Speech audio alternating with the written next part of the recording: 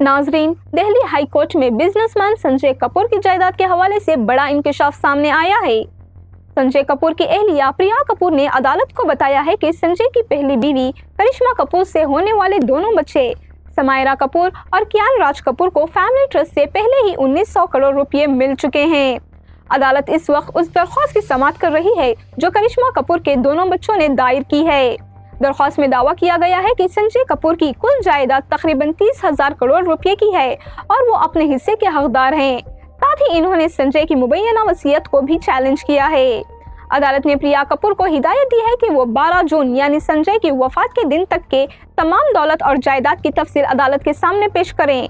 इस मामले की अगली समाअत 9 अक्टूबर को होगी। उधर संजय की वालिदा रानी कपूर ने भी इस वसीयत पर एतराज किया है। इनका कहना है कि वसीयत में उन्हें कुछ नहीं दिया गया, जबकि 10,000 करोड़ रुपए की दौलत और जायदाद इनकी होनी चाहिए।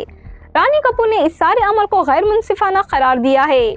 दरख्वास्त गुजार का इल्जाम है कि ये वसीयत जाली है और प्रिया कपूर ने इसे तैयार किया ताकि तमाम जायदाद पर कब्जा कर सकें। इनका ये भी कहना है कि ना संजय कपूर, ना प्रिया कपूर और ना ही किसी और ने कभी इस वसीयत के वजूद के बारे में जिक्र किया था। नाजरीन, हम आपको याद दिला देंगे, संजय कपूर 12 जून को लंदन में एक पोलो मैच के दौरान दिल का दौरा पड़ने से इंतकाल कर गए थे। मीडिया रिपोर्ट्स के मुताबिक इस दौरान इनके हल्क में एक मक्खी चली गई थी, जिसके बाद इन्हें हार्ट अटैक हुआ। इसी दौरान रानी कपूर ने बरतानवी हुकाम को भी खत लिखा है और अपने बेटे की मौत की तहकीकात का मुतालिबा किया है।